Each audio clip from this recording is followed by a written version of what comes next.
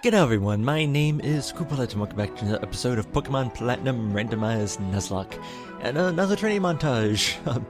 Originally I figured that this episode, wouldn't exist. I had thought that, I only need to train everyone up a few levels. I should be able to get that done in enough time that when fast forwarded, it should be able to fit in the beginning of episode, 6? Yeah, this is 5.5, so episode 6. Especially since episode 6, that's just really just going to be the gym, pretty much.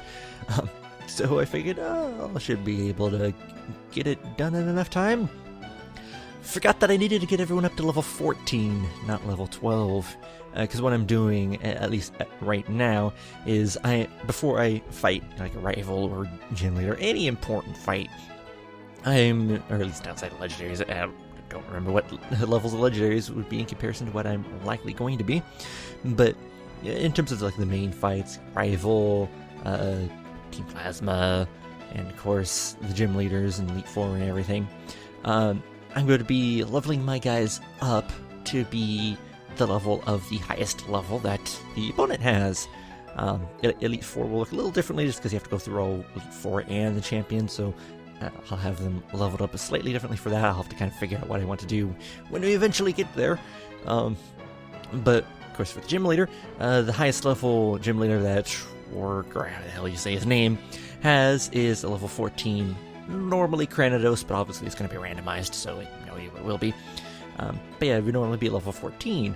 I got confused because these other two Pokemon are level 12. So, whoops.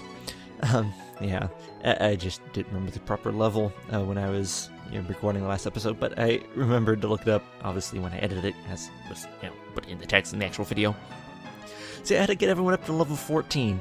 A lot higher than I thought, and it took quite a while again. It took 2 hours, which is why, at 4 times speed, this guy is just over half an hour long. I could technically speed it up faster, but then it becomes really hard to actually see what the heck is going on. So I prefer just to leave it at the normal, what Sony Vegas has for its kind of normal limit on terms of speeding things up, which is 4 times. Because then everything, you can actually see what's going on, and not just be a blur of images. It's a little bit easier to tell. So with the training here, I started out primarily trying to train up Bayou and Serana, because of course Bayou had to be leveled up the most, and Serana, low attack, so I wanted to try to get that done. And I also figured Serana would be probably the easier one to actually get leveled up, and that actually turned out to be pretty much the case. It was one of the easiest ones to level up, outside of Butters was really easy because it just killed everything. And Maggie was fairly easy to level up as well. But of the ones that were a little lower level, Serana proved to be pretty easy, just because the matchup was really good against certain Pokemon. At the beginning there, you can see I went back to the Oreburgh Gate, because Drowsy, Psychic type, I had a Ghost type move, so it worked well against that. I forget what the other Pokemon was, because I wasn't quite paying. I was trying to do the intro, I wasn't quite paying attention to the beginning there. And eventually I go back down to the mine as well at some point here to train Serana up, because the Pokemon in the lower part of the mine, at least, were pretty easy for Serana to kill off, including that annoying Wobbuffet, which, as you'll see, I encounter once. Turned out that Wobbuffet I ran into as my first encounter in the mine was the least likely Pokemon for me to run into in that area. Would have much rather have gotten the Smoochum than run into the Wobbuffet. And there were actually other Pokemon in the upper level of the mine as well that I could have gotten. I believe they will end up, you'll see it here, because the first time I encountered him was actually in the training here. There, at least as far as I remember. Because I don't think I ran into them when I was going through in episode 5. Maybe I ran into the Bronzor, I don't remember. But there's Bronzor there. I believe there's an Elekid, which, as I said, we should see at some point here in this video.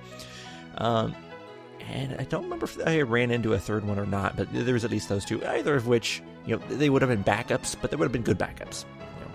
Especially if Maggie died being Steel type and the Electric type on my team, so they would have been good backups to have. I had run into that stupid Wobbuffet. Just glad we got out of it. So yeah, just had to focus on training everyone up to level 14. Took quite a while. Main thing that took forever was Confetti, Gnaw, and Bio. Getting those 3 all leveled up. Those 3 I primarily did up on, well, that Route 207 there, which is where we just were. Mainly because the Larions gave quite a bit of XP. I believe it was over 100. Of course, the Love Disc there gave about 100 XP. And I think there was another one that gave a fair amount. I don't remember. The Ponytas gave over 100 as well, although didn't run into it very often because, it is looking like the randomizer is a bit screwed up in terms of the randomization of the Pokemon and the routes, because the Pokemon that are originally part of this route, the Ponyta and the Machop, are both here, and I believe that I did run into a Zubat or 2 as well, which would normally be on this route as well, at least during this time frame, because it's afternoon. And those are the only 3 you'd normally run into in the afternoon in Route 207 here. And so I do rarely run into those. I more often run into the randomized ones, the Love Disc, the Mudkip, the Lairon, but I still run into them every so often. Particularly, I think I run into the Machop about, you see here, I'm in the mines now. And lo and behold, I went in here to go up against the freaking Wobbuffets, and different Pokemon up here. Yeah. Well, look at to go up against the Wobbuffets, and also, of course, the Smoochums, because they don't have any Ice-type attacks at that low level. At least it turned out to be that way. So it was easy for Serana to kill them off, because they're Psychic-type, and have Ghost-type move. Yeah, ran into the Machop. I think it's probably at most 10 times. I've ran into a lot of Pokemon on that route, so a lot of encounters there and went through to try and level these guys up. So 10 times, isn't all that often. I think I ran into the Ponyta a little more often than I ran into the Machop. It's really easy to screw up the names of those 3. Machop, Machoke, Machamp. Way too similar. Easy to say the wrong one. Yeah, see, there's an Elekid there. Yeah, it would have been nice to get one of those guys instead as the encounter for the area. And they already realized, yeah, there's different encounters up here. Let's go down to the lower level and get the encounters I was actually wanting to level Serana up a little easier. Yeah, ran into those occasionally. Didn't run into all that often. I think I only ran into the Zubat once or twice on Route 207. So, yeah, at least from memory. I may even be getting it mixed up a little bit with the cave here. You can see there, I didn't decide not to fight the Smoochum at first because I wasn't sure what the counter rate for it. Second time around, went for it, and it only goes pound. So it was an easy thing for it to kill quickly and get a decent amount of XP from, which is what I was looking for in the training here. Pokemon that I could kill quickly and get decent XP from. And of course, get the stupid paralysis from the lick. Because, of course, I had to run back and heal. And that was the whole, battle with this, a whole bit of training was trying to kill things quickly, because it was taking forever. And trying not to run into the low XP ones, like the Mudkip only give mid-40s on the XP. Doesn't give a lot. It was really annoying to run into constantly. So yeah, that was basically covers what was going on here. Just trying to grind and do it as quickly as possible. Ended up working out in the end. It did get a little annoying towards the end, trying to get the last few leveled up, and kept running into the same Pokemon over and over and over. Kept running into the Mudkips over and over and over again, and then running into Larions continuously when I was trying to level up Maggie. I originally didn't fight against them because it's Rock Steel, so it's electric type is just neutral against it. But the problem is those Larian have ground type moves, which Maggie is double weak to. That's because it's electric steel. So I was trying not to take a chance. I ended up finally fighting one and fighting the lower level ones, and was able to one-shot it with just Maggie's high special attack. So it ended up working out. It just took a lot of time because I was originally trying to avoid him for quite a while. Finally, there's the Wobbuffet. Really rare. At that point, I knew Bite, so I was able to kill it pretty dang easily. Of course, fighting against them is a bit of a risk with the whole, I forget what the heck the move was called at this point, but the move that would, knock me out when I knock it out. It's a bit dangerous to go up against it, but it ended up being rare anyways, so it wasn't too big of a deal. So there, it's around all trained up, so it started focusing on everyone else. Yeah, it just took a while. It was a lot of switch training, a lot of going back and forth between Pokemon, trying to get, just kill off the Pokemon as quickly as possible, and just time consuming. But in the end, got everyone up there. Now it's for the rest of this episode, since we got like 20 minutes left. I was actually wanting to talk a little bit about the randomization, and why I randomized things the way I did. I've talked about this a little bit, but I haven't gotten a good chance to just sit down and explain in a little bit more depth on why I randomize things the way I have. Because most randomized Pokemon games out there, including the Randomized Nuzlocke, it's just where they randomize everything. There might be some things they may not randomize, like they may not randomize the moves, they may not randomize the types, but some will randomize the moves, some will, and abilities, some will randomize the types and everything. Actually, randomizing the moves and the types is actually quite common, actually thinking about it. But like randomizing the types, some people do that, some people don't.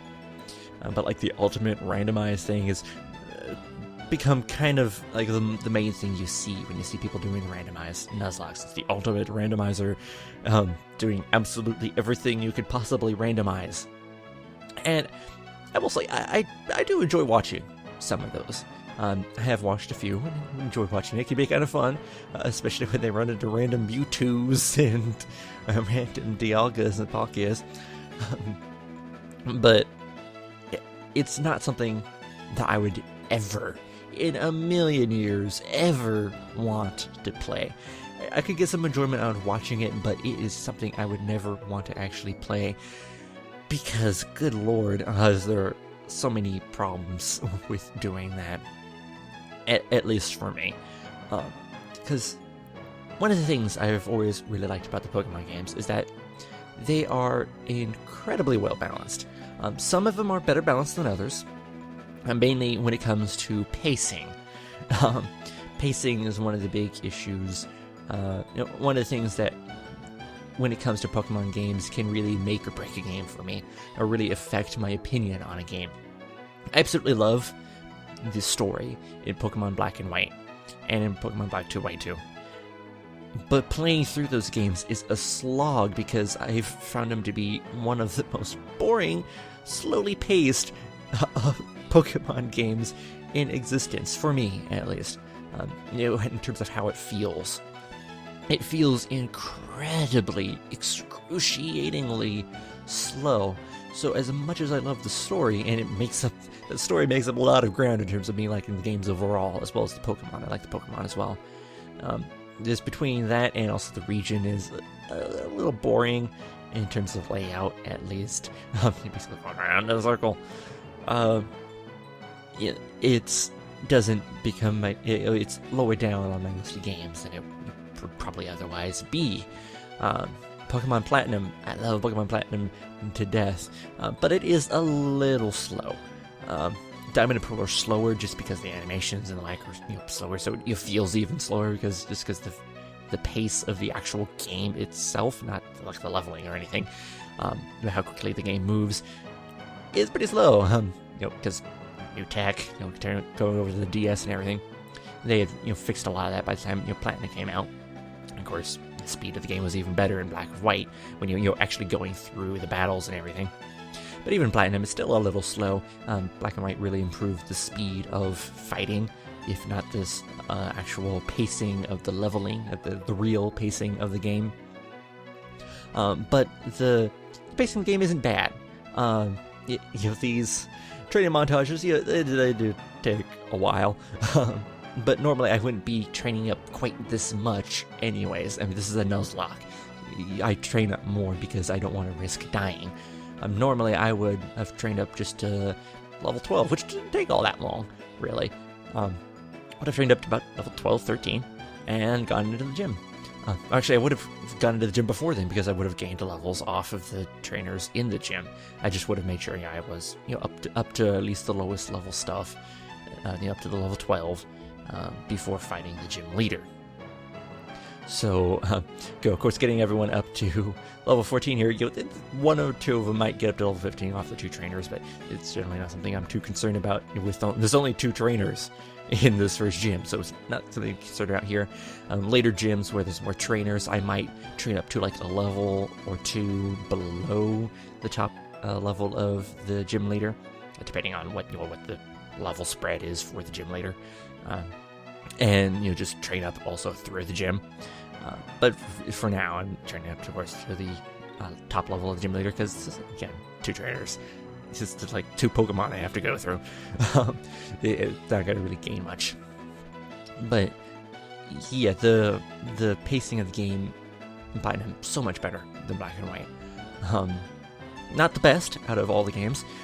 Frankly, X and Y is, for me, the most incredibly well-paced Pokemon game that has ever been made. It is superbly paced. One of several reasons why it's my favorite game out of the entire series, because the pacing is incredible. As you are going through the different areas, different routes, and everything, as you're going through the game. And this is with experience share off, by the way, because I don't use the experience share. I don't keep that on unless I am trying to level up lower level Pokemon. Going through with the level share off, superbly well paced. I am always at the right level. I'm always at the level I need to be, and that was with changing Pokemon, introducing new Pokemon as I went through until I finally settled on my team once I got back to made the loop around the left side of Kalos and made it back to Lumio City because Gabite was the last Pokemon I needed. So yeah, even with switching your Pokemon in and out, incredibly well placed. Yeah, I'm trying to remember why I went into this whole thing about pacing now. Yeah, some games are certainly better paced than others. But yeah, why was I going into the pacing when it comes to randomized? I know the randomization screws with the pacing. Yeah. I am trying to remember my point on why it screws up the pacing, though. Oh, the perils of recording things live. It does screw with the pacing, even if I can't remember the details on my argument on why it screws with the pacing. Because the levels normally aren't randomized. It would be stupid to randomize the levels. So the levels are like the one thing that normally stays the same, even in like ultimate randomized stuff. But one of the big things, though, when it comes to the randomization, after I've got this whole tangent about pacing that I forget the whole point of, was, though it screws with the pacing, a lot of it is that it completely screws up the feel of the game, and it screws with the strategy.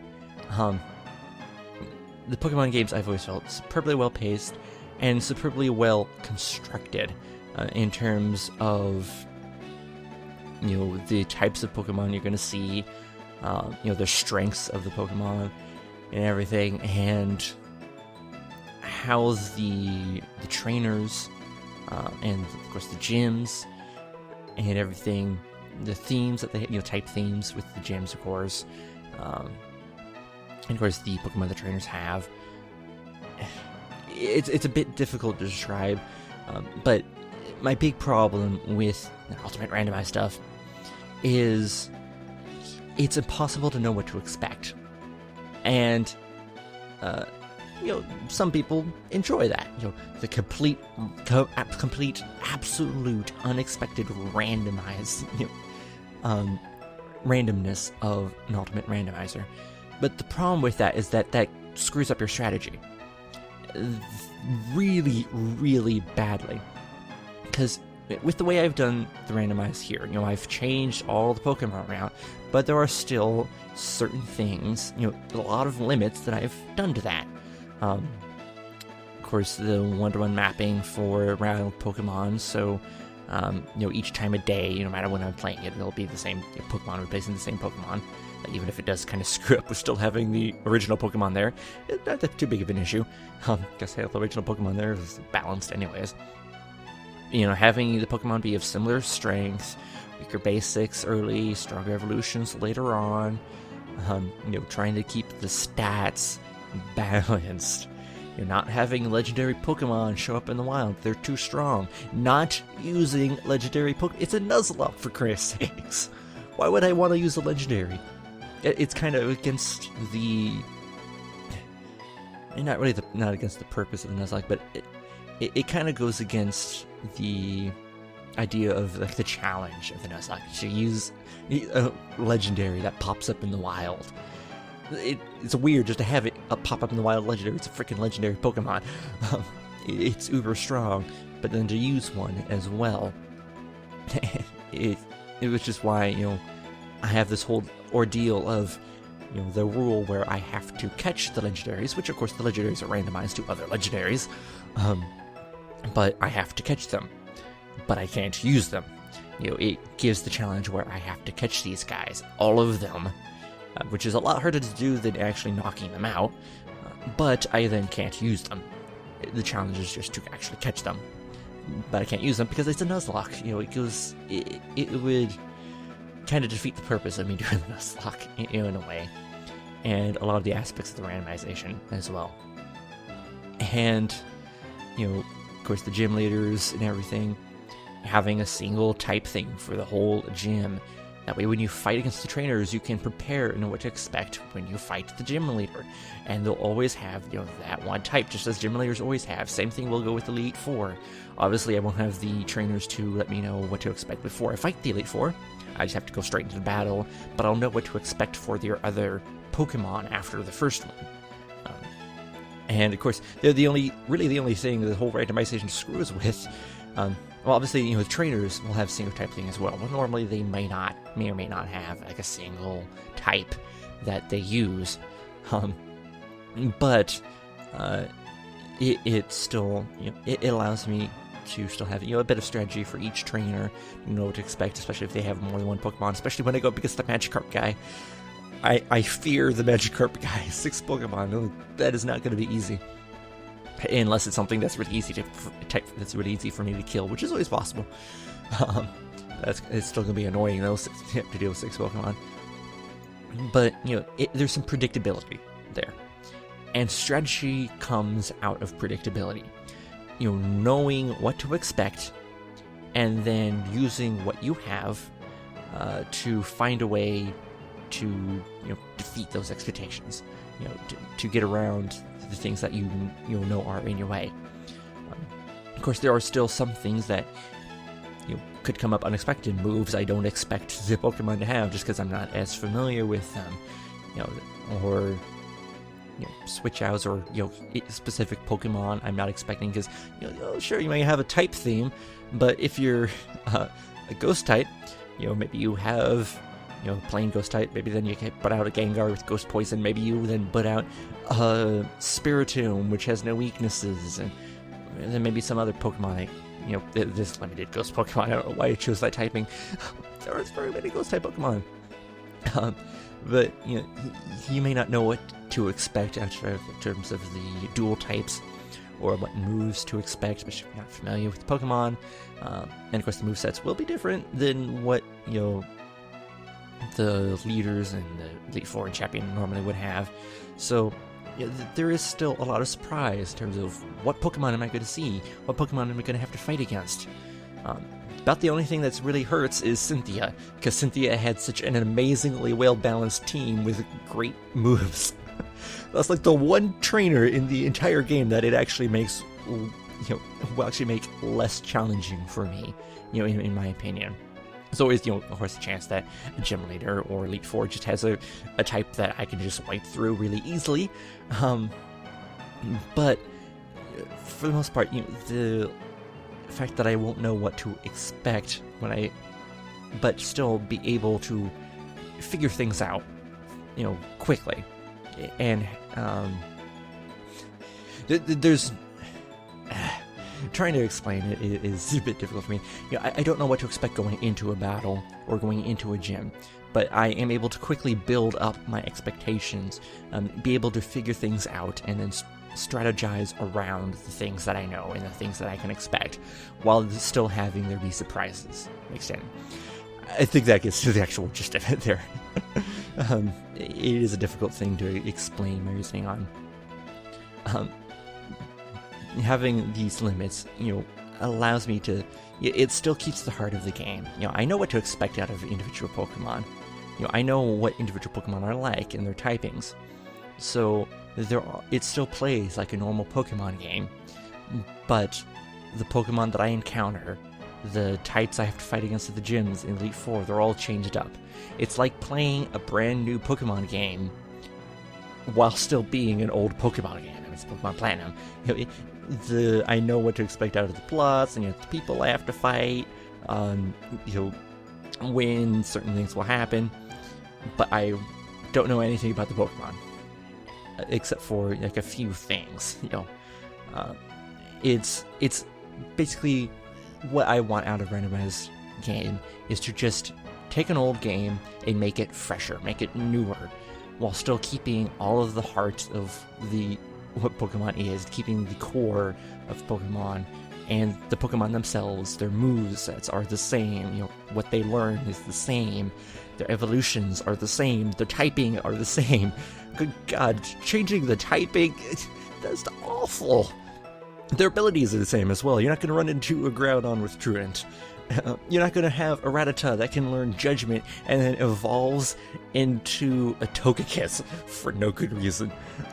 You're not going to have an Arceus that only knows Growl and Leer, and whose stats are worse than Magikarp.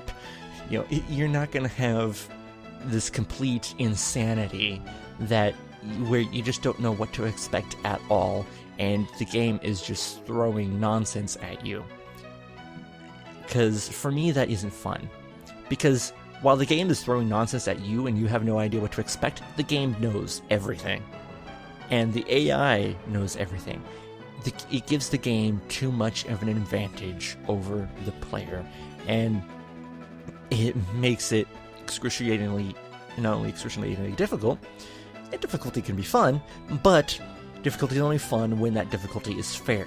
And it's both excruciatingly difficult and unfair what a lot of these randomizations do.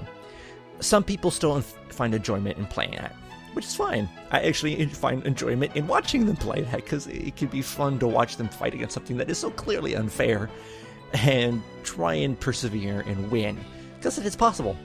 It's absurdly difficult.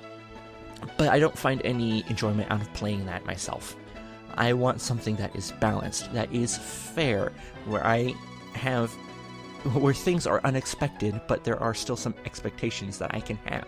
The Pokemon are always going to be the same as they always are, and they're going to have the move pools that they normally do. What moves they may have when I fight them, well, who knows, because that's up to what the AI decides, what the game decides to randomly give them. But which is normal even in a plain old normal game. Moves will be kind of randomized, except for trainers. Trainers will normally have set moves, especially the gym leaders and everything. So there's some normal unexpectations. Lack of expectations. Things that are going to be unexpected. Put it that way. There's still going to be surprises, especially in terms of what Pokemon I fight. Of course, some of the things that are randomized just for fun, like the training names, the class names, and nicknames, OTs, and IVs for traded Pokemon. But the only thing that really screws up with the balance is the item balls and hidden items and TMs being randomized. But the reason why I did that is because those are of far lesser importance than the Pokemon are. And I just kind of find it interesting just to have those items be kind of messed around, how it can both help and hinder you. And because you don't know what TMs or what items you're going to get at what point. I've gotten pretty good items early on. I got an Ultra Ball that allowed me to catch my Togepi. I've gotten a Dusk Ball in the last episode. I forget what else what other Pokeballs I've gotten. But getting that Ultra Ball allowed me to get a Pokemon that I may not have been able to catch otherwise, because it's really hard to catch a Togepi. And so, they can help, but they can also hinder, like getting really bunch of crappy TMs that I'm never going to use, and the good ones being way off towards the end of the game.